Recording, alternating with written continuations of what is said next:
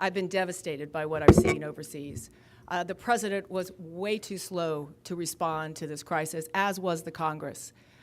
We now have a situation internationally that is potentially very, very dangerous to the United States of America. I support what Senator Bill Nelson has proposed. I support the airstrikes that are going on right now. I support arming the rebels. But I think we need to also recognize that there may come a time when we're going to have special forces, as Senator Nelson has said. We need to be prepared to defend America at all costs. And if there's any intelligence that indicates that America might be under attack, we need to take immediate action. I think the Congress needs to be ready to go back and make the decisions that the Congress should be making to make sure that America is in the right place to deal with this threat to our country, the potential threat to our country. But as a mom, I can't even imagine what the mothers and the families of those men who have been so atrociously beheaded publicly, how they must be feeling. It is atrocious, it is appalling, and we have to be in a position to stop it.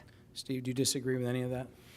No, listen, the same bill that she made reference to with Bill Nelson, I voted for. I know that doesn't fit the narrative by some, but I believe that the president needed until December the 11th to build a coalition. How can you go out and try to build a world coalition when your own country is not a part of that coalition? And even though I've disagreed with President Obama on many issues, I have to be fair. And when he and Secretary of State are traveling around the world trying to create a coalition, because this is a world problem, he must be able to say that America stands unified and we are a part of that coalition. And so the resolution that we passed before we returned home gave the president the authority for airstrikes, gave the president the authority to go and speak on behalf of the American people, to build a coalition.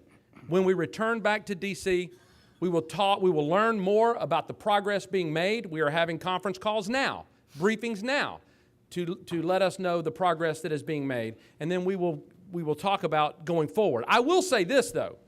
I will say this. When the president says to our enemies, we under no conditions,